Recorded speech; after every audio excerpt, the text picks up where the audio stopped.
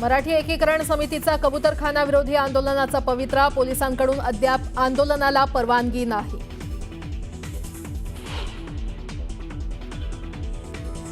कबूतरखान्याच्या मुद्द्यावर आज मुंबई हायकोर्टात महत्त्वाची सुनावणी, तज्ञ डॉक्टरांचा समावेश असलेली समिती देणार अहवाल, कोर्ट काय निर्णय देणार याकडे लक्ष।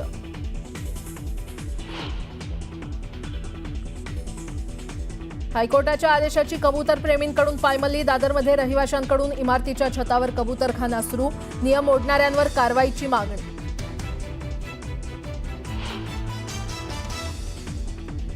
मुख्यमंत्री देवेंद्र फडणवीसांच्या उपस्थितीत सह्याद्रीवर बैठकांचा धडाका, राज्यातील गणेशोत्सवाच्या पार्श्वभूमीवर घेणार उपाययोजनांचा आढावा, सर्व जिल्ह्यांचे पोलीस अधीक्षक राहणार बैठकीला उपस्थित।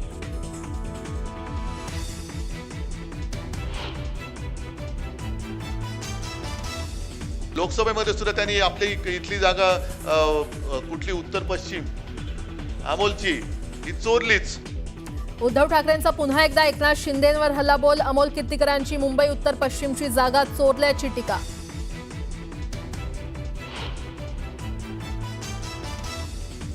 कुणी काय खावं यावर बंदी घालणं योग्य नाही, 15 ऑगस्टला मांसाहारावर बंदी घालण्याच्या काही पालिकांच्या निर्णयांवर अजित पवार यांची प्रतिक्रिया।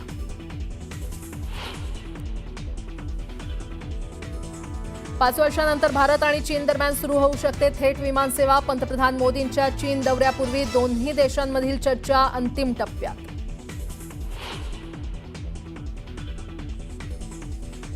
आणि माजी क्रिकेटपटू सुरेश रैनाला ईडीकडून समन्स, बेटिंग ॲप प्रकरणी दिल्लीतील मुख्यालयात आज सुरेश रैनाची होणार चौकशी।